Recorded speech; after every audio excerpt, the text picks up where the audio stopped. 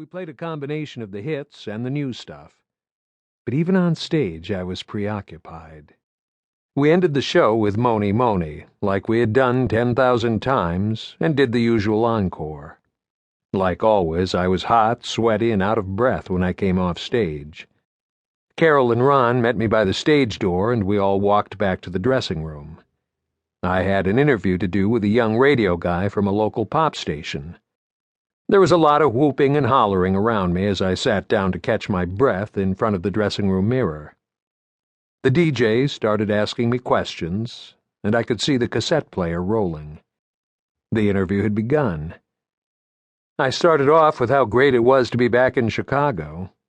Then Linda suddenly came into the room holding a piece of paper. She said, "I'm sorry to interrupt, Tommy, but Morris Levy died." There was just silence.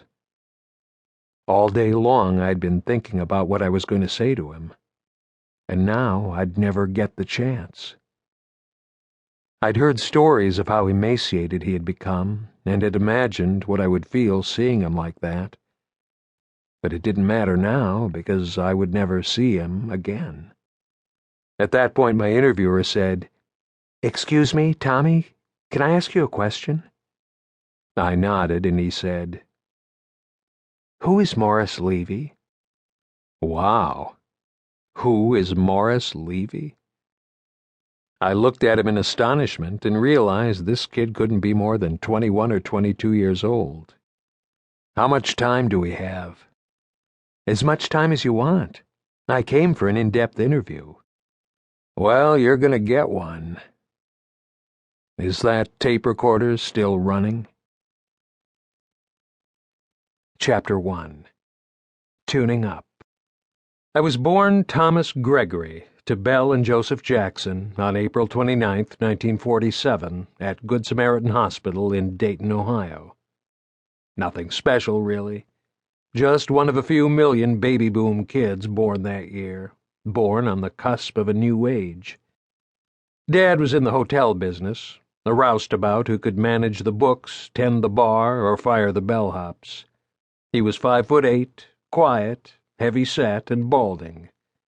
Mom worked as his assistant, or sometimes on her own as a legal secretary. She was Dad's opposite, tall, stately, and prematurely gray. She was straight-talking, articulate, and would often use a 3- or 4-syllable word when a good old-fashioned grunt would do. We had one of those mock portraits of two dogs, an Airedale and a boxer, standing next to each other dressed like people. It was a mirror of my mom and Dad right down to the tilt of their hats. We moved to an apartment on LaSalle Street in South Bend, Indiana, and that is the first place I really remember. Living in South Bend in the early 50s meant driving a Studebaker, after all, they were made there, and my Uncle Don was on the design team, rooting for Notre Dame, when the Fighting Irish were actually mostly Irish, and being brought up Catholic. The neighborhood we lived in was close-knit and blue-collar. I guess you could say we were all upper-lower middle class. And whenever I went out to play, there were always hordes of kids. There never seemed to be just one or two.